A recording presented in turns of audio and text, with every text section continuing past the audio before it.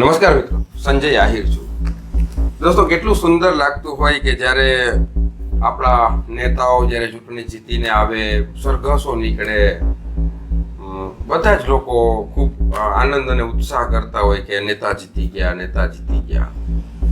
નેતા જીતી જાય પછી સામાજિક કાર્યક્રમોમાં નેતા જાય અને સરસ સરસ ભાષણ આપે કે કંઈ પણ કામ હોય, ખેડૂતોને કહે કે હું તો ખેડૂતનો દીકરો છું, કે હું તો ખેડૂતની દીકરી છું.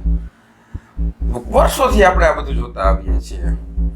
હાલ દેવભૂમિ દ્વારકાની અંદર જે ખેડૂતોની પરિસ્થિતિ છે એ કોઈ પણ અલગ અલગ રીતના ખેડૂતો બધા પરેશાન થઈ રહ્યા છે અને ખૂબ મુશ્કેલીમાં ખેડૂત જીવતો થઈ ગયો છે. ખેડૂતનું કોઈ સાંભળવા વાળું નથી. ત્યારે જ્યારે ફરીથી નેતા આપણા સ્ટેજ પર આવતા હોય ને, આમ આ બાજુ 5 લોકો આવતા હોય ને આમ બાજુ 5 જણા આવતા હોય ને પછી વચ્ચે નેતા આયલા જતા હોય ને, કેટલું સુંદર દ્રશ્ય અને ચિત્ર સોશિયલ મીડિયામાં આપણે બધા જોતા હોઈએ છીએ ને. નેતા એની પોસ્ટ કરતા હોય છે કે ફલાણા દાયરામાં અમે ગયા હતા અને ત્યાં ફલાણા સમાજને મળ્યા અને ફલાણા થઈ. મારો સવાલ સનાતન સત્ય સમાચારના માધ્યમથી તમામ નેતાઓને છે કે કેટલો પ્રેમ આપે છે જનતા તમને. જનતા તમને કેટલી ચાહે છે. લાખો મત દઈને તમને જીતાડ્યા છે. એટલા માટે જીતાડ્યા છે કે એમના જે પડતર પ્રશ્નો છે એનું નિવારણ થાય, એમની જે તકલીફ છે એ દૂર. તંત્ર દ્વારા એમને જે હેરાન અને પરેશાન કરવામાં આવતા હતા એ હેરાનગતિને તમે દૂર કરો. એને બદલે શું થયું તો કે કોઈ પણ પ્રશ્ન બને ખેડૂતને અને કલેક્ટર પાસે અરજી કરે કે મામલતદારમાં અરજી કરે એટલે તરત એની સામેના એક્શન લેવાના શરૂ થઈ જાય. ખેડૂતને જેલ કરી દેવાની, ખેડૂત ઉપર ખોટા કેસ કરી દેવાના અને એને હેરાન પરેશાન કરી દેવાનો. આ સિસ્ટમ દેવભૂમિ દ્વારકામાં ચાલે છે. આમ તો સમગ્ર ગુજરાતની અંદર આ પરિસ્થિતિનું નિર્માણ થઈ ગયું છે કે ખૂબ તાનાશાહી તંત્ર દ્વારા કરવામાં આવી રહી છે. ત્યારે મારી સાથે આજે જે ભાઈ છે એ નારુભા જાડેજા છે કે જેઓ દેવભૂમિ દ્વારકાના ભીમરાણા ગામથી આપણા સ્ટુડિયો અંદર આવ્યા છે. બરોબર ને? નારુભા, તમારું અમે સ્વાગત કરીએ છીએ સનાતન સત્ય સમાચારમાં. હું તમારી વાત પહેલા કહી દઉં દર્શકોને કે એમની જે જમીન છે એ એક્ઝેક્ટ ટાટા કંપની ની અડીને, મતલબ જે ટાટા કંપની છે એનાથી ખૂબ નજીકમાં એમની જમીન આવેલી છે અને ત્યાં તળાવ છે. એ તળાવ ને ટચ એની જમીન છે. હું તમને જે દ્રશ્યો દેખાડીશ એ હમણાં જ થોડા દિવસ પહેલા ત્યાં ઘણી બધી મચ્છી મરી ગઈ હતી કેમિકલના હિસાબે. આના દ્રશ્યો હું તમને દેખાડી દઉં છું. તો આ કેમિકલ યુક્ત જમીન જે છે એનાથી હવે ત્યાં ઉપજાવ જમીન એમની રહી નથી. એમણે સતત ઘણા વર્ષથી પ્રયત્ન કર્યા, ઘણા વર્ષથી કલેક્ટરને અરજીઓ કરી, ઘણા વર્ષથી જ્યાં પણ એમને લાગ્યું ત્યાં એમને મહેનત કરી અને દોડ્યા. તેમ છતાં એનું કોઈ પણ પ્રકારનું નિવારણ થયું નથી. આપણે એમની સાથે જ વાત કરીએ. નારુભા, કઈ જગ્યાએ કઈ રીતના તમે દોડ્યા અને કઈ રીતના તમે એમાં નારુભા, સોરી હું તમારું નામ ભૂલી જાઉં. સંજયભાઈ આપણને ફોન ઉપાડી અને જવાબ આપ્યો વ્યવસ્થાથી અને તમને મળીને મને ખૂબ આનંદ થયો. વાત છે ખેડૂની, સીધી ને સરળ, કે વારંવાર કંપનીનું પાણી નીકળે છે અને પ્રદૂષણ સાહેબ નીકળે છે. ત્યાં હમણાં ગયેલ હતો ત્યારે માછલી મરેલી ને ઘણું બધું હતું અને વારંવાર ખેડૂત એને રજૂઆત કરે છે. ઓછામાં ઓછા 20 ખેડૂત સાહેબ, 20 ખેડૂતની જમીન ભીમરાણા ગામમાં બગડી ગયેલી છે. આ કેમિકલના હિસાબે 20 ખેડૂત ઓછામાં ઓછા. પછી 17/2/2017 તમામ અધિકારી, આગેવાન, રાજકારણીય, ધારાસભ્ય એના હતા, સરપંચ હતા, ત્યારે જાહેરમાં આવેદનપત્ર આપણે આપેલું. એનો આજની તારીખમાં કોઈ નિર્ણય આવ્યો નથી સરકાર તરફથી કે નથી કોઈ કંપની તરફથી નિર્ણય આવ્યો. ત્યાં કોણ કોણ હાજર હતું જ્યારે તમે? ત્યાં પપ્પા માણસ ખુદ હાજર હતા. પપ્પા હતા, બીજા ગામના સરપંચો લગભગ આગેવાનો હાજર હતા, બીજા ઘણા બધા માણસો પણ હાજર હતા. ત્યારે તમામ અધિકારી ગાંધીનગર સુધીના ભેરા થયા હતા. આજની તારીખ સુધીમાં એક ખેડૂતનો 1 રૂપિયા પરનો કોઈ પણ જાતનો નિર્ણય નથી. કંપનીને આપણે બધી પ્રકારની રિક્વેસ્ટ કરીએ, સમજાવીએ કે ખેડૂત આમાં મરી ગયા છે, ખેડૂતની જમીન બગડી ગઈ છે, તમારો પાણીનો નિકાલ બંધ કરી દેવો જોઈએ, અથવા એનો કોઈ પણ જાતનો તમે રસ્તો વટલો પણ તમારે કાઢી દેવો જોઈએ. કંપની કોઈ પણ જાતનો કઈ જવાબ નથી આપતા. એના અધિકારી એવું કે તમારે જ્યાં જવું ત્યાં જાવ. પછી આપણે ડેપ્યુટી કલેક્ટર સાહેબને આવેદન પત્ર આપેલું, મામલતદાર સાહેબને આપેલું, ટીડીઓ ને આપેલું, કલેક્ટર સાહેબને પણ લેખિતમાં આપેલું. આજની તારીખ સુધીમાં એક દસિયા પરનો જવાબ નથી, કોઈ પણ પ્રકારનો જવાબ નથી. બધાય મુખ્યમંત્રી સુધીની ટપાલ આપણે મોકલાવેલી, એડિટ કરેલા, એના પુરાવા આપણી પાસે સામેલ છે. તો તમે આમાં ઘણા બધા ડોક્યુમેન્ટ્સ મૂકેલા છે કે તમે ઘણી બધી અરજીઓ કરેલી છે. આની પહેલા પણ 2018માં પણ તમે બધી વસ્તુ કરેલી છે. ત્યારથી તમે સતત લડો છો અને દોડો છો. બીજી કેટલી જમીન, મતલબ આ તમારા 20 ખેતર તો ઠીક છે કે આપણે તમારી જમીનને નજીક છે કંપની, એવું છે ને? ત્યાં ભીમરાણા પહેલું જ ખેતર આપણું છે.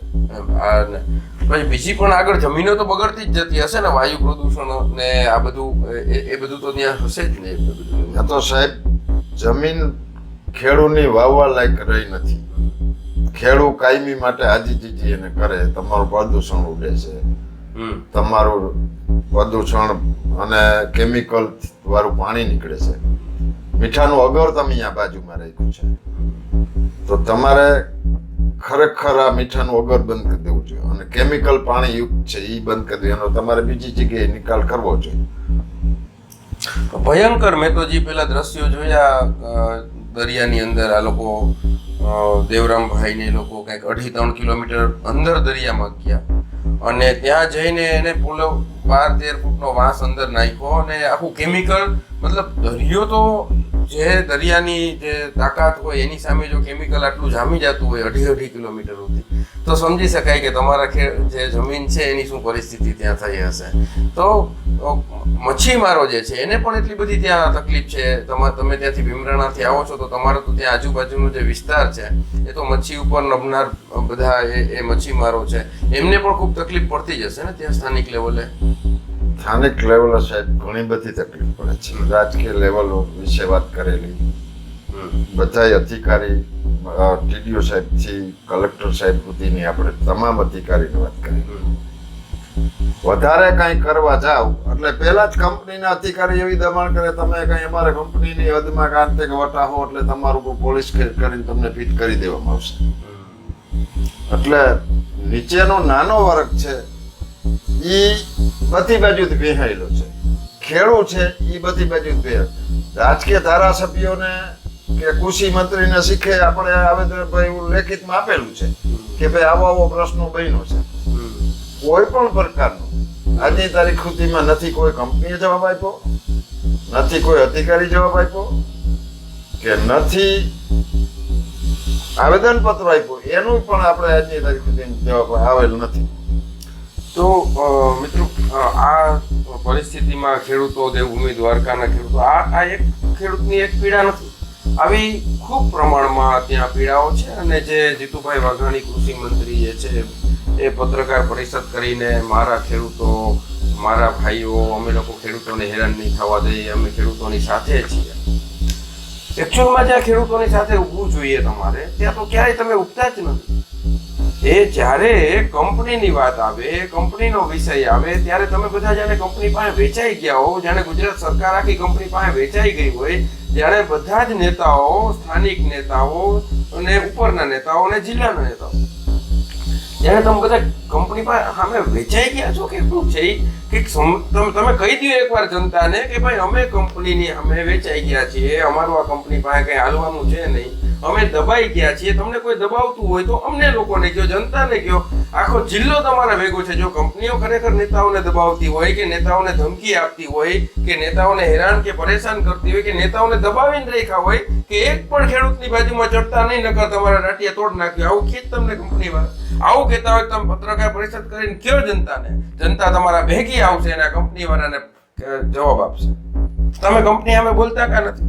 કાં તમે કંપની સામે વેચાઈ ગયા છો, કાં તમે કંપનીથી દબાઈ ગયા છો? કંઈક તો છે જ. અને કાં તમે એટલા મજબૂત સંબંધો તમારા કંપનીઓ સાથે બનાવી લીધા છે કે એટલા મજબૂત ધંધાઓ તમે કંપની હારે કરી લીધા છે કે તમે કઈ બોલી નથી શકવાના કંપનીની વિરુદ્ધમાં.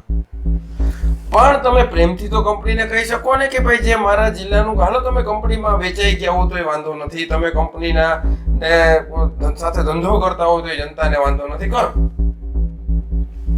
પણ તમે કંપનીને એટલું તો કહી શકો ને ભાઈ સાહેબ કે આ ખેડૂતોને તકલીફ પડી રહી છે, એનો પરિવાર એના હિસાબે દુઃખી થઈ રહ્યો છે, એમનું આખું જીવન એના ઉપર હતું, એ જમીન ઉપર ને એ જમીનને તમે પથારી ફેરવી દીધી છે, તો એને કંઈક ને કંઈક રસ્તો કાઢો. આટલું કહી ના શકો તમે કંપનીને કે એ કહેવાની એ મનાઈ છે? આ સવાલ ખૂબ ગંભીર છે, આખા ગુજરાત માટેનો છે. કોઈ અમે જિલ્લાના માત્ર નેતાઓ ઉપર બ્લેમ નથી કરતા, પણ જવાબદારી તો બધાની છે. જિલ્લાના નેતાઓની પણ જવાબદારી છે, રાજ્યના નેતાઓની પણ જવાબદારી છે, મંત્રીઓની પણ જવાબદારીઓ છે. જ્યારે આપણા દેશના નાગરિકો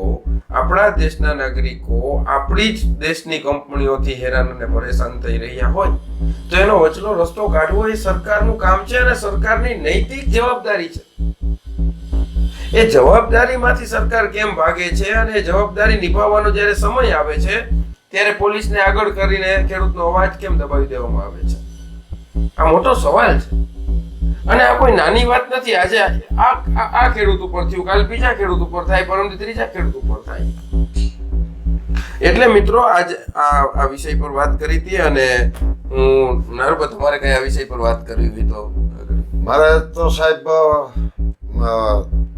આપના દ્વારા સરકારને અને કંપનીના અધિકારીને તમામ કંપનીના અધિકારીને જ્યારે વાત કરો ત્યારે એવો પ્રશ્નો કરે છે કે ભાઈ તમારે તો જેને કહેવું એને કહી દો, જેને જે કરવું એ કરો, કોર્ટમાં જાશો તો કોર્ટમાં પણ અમે ભોગી વળશું, અમે કોર્ટને પણ સમજાવી દેશું, એવા મારી પાસે પુરાવા છે.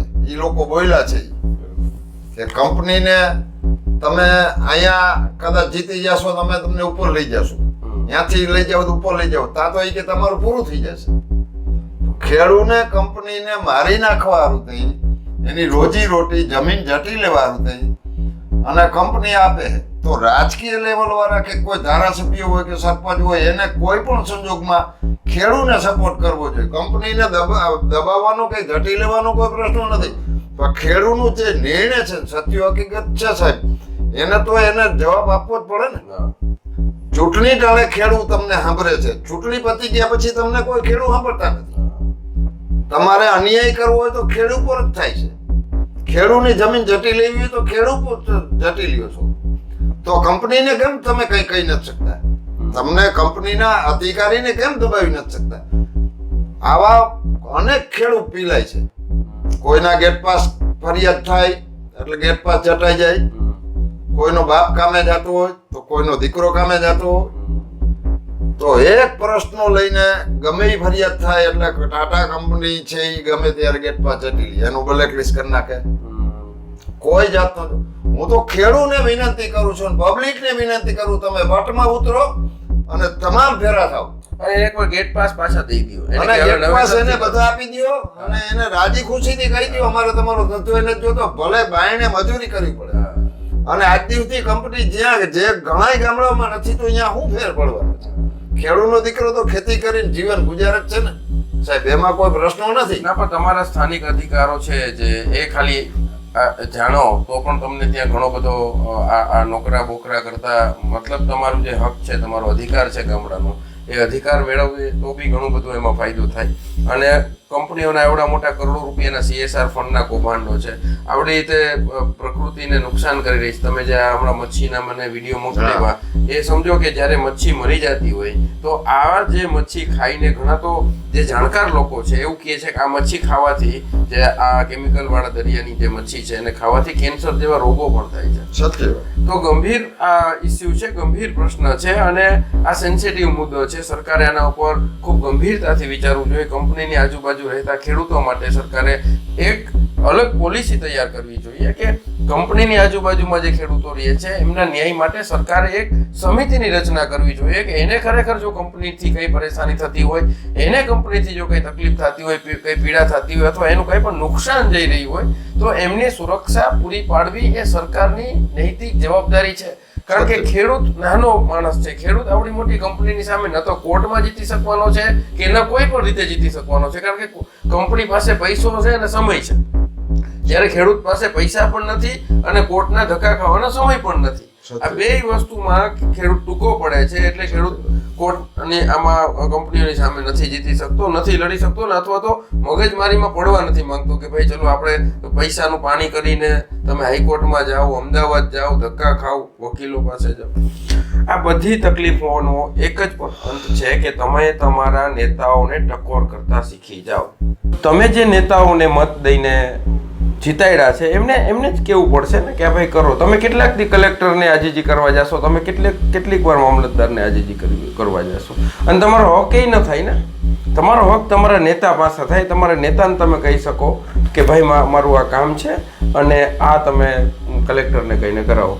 નારુભાઈ, તમારે કઈ વાત કરવી હોય તો ખેડૂતોને. મારે તો સાહેબ એટલી વાત કરવી છે, ખેડૂતને તો ઠીક છે પણ પૂરા આજુબાજુના ટાટા કંપનીના ગામને મારે એક વિનંતી કરીને કહેવું છે કે તમામ ભેરા થાવ અને તમામ ભેરા થઈને કંપનીને સામે સમજી અને વ્યવસ્થાની રીતે એનું ટોટલ જે પ્રદૂષણ પાણી આવે એમાં કેન્સર છે, કોઈને બીમારી લાગુ પડી ગઈ છે અને જમીન 100માંથી 40% જમીન તો વવાય એવી જમીન રહી નથી.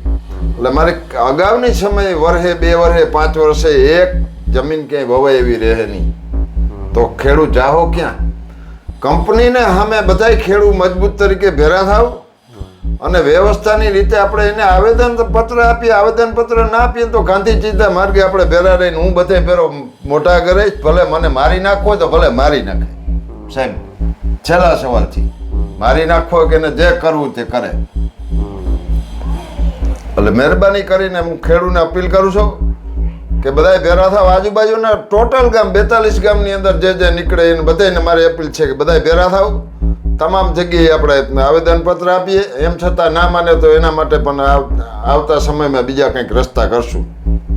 મિત્રો, આ જ રસ્તો છે. બિન રાજકીય રીતના જ્યારે તમે ખુદ કોઈ પણ રાજકીય પાર્ટીનો પક્ષ લીધા વગર તમે લોકો એકત્રિત થાવ, તમે ગામડાના જે ખેડૂતો એકબીજાને ઓળખીતા ખેડૂતો છો, તમારી જે લીડરશિપ કરતા હોય એમને લીડર બનાવો અને એક ભરોસાથી આગળ વધશો તો કામ થશે. અને જે પ્રદૂષણ થઈ રહ્યું છે એને અટકાવવું જ જોઈએ. જે દરિયાઈ જીવસૃષ્ટિનો નાશ થઈ રહ્યો છે, જે આટલું બધું કેમિકલ અંદર દરિયાની અંદર જઈ રહ્યું છે એને રોકવું જ જોઈએ. જમીનની અંદર જે કેમિકલ જઈ રહ્યું છે એને રોકવું જ જોઈએ. અને કમસે કમ આપણા વિસ્તારની અંદર આ કંપનીઓની દાદાગીરી અને આ કંપનીઓની તાનાશાહી અમુક દલાલ લોકોના હિસાબે તો થવી જ ના જોઈએ. એટલે સ્વતંત્ર થાવ અને બધા લોકો લડાઈ કરો. અને સનાતન સત્ય સમાચાર હંમેશા ખેડૂતોની સાથે ઊભું છે, ખેડૂતોની પડખે ઊભું છે. અને સનાતન સત્ય સમાચાર હંમેશા ખેડૂતોની વાત ખેડૂતો સુધી પહોંચાડવાની, સરકાર સુધી પહોંચાડવાની અને નેતાઓ સુધી પહોંચાડવાની હંમેશા પ્રયત્ન કરશે. તો નરભા, તમે અમારા સ્ટુડિયોમાં આવ્યા, આપનો ખૂબ ખૂબ આભાર. અને બસ તમારી જમીનનો વહેલી તકે આનું પરિણામ આવે અને તમામ લોકો જાગૃત થાય, આજુબાજુના વિસ્તારના લોકો જાગૃત થાય. અને તમે જે ખાસ કરીને વાત કરી કે આવતા સમયમાં તો બહુ ભયંકર, આજે તમારી જમીન બગડી છે, ધીરે ધીરે પટ્ટો આખો ખરાબ થતો જશે. આ વિષય હતી મિત્રો. વિડીયોને શેર કરી દેજો, લોકો સુધી પહોંચાડજો. જય સનાતન, જય હિન્દ.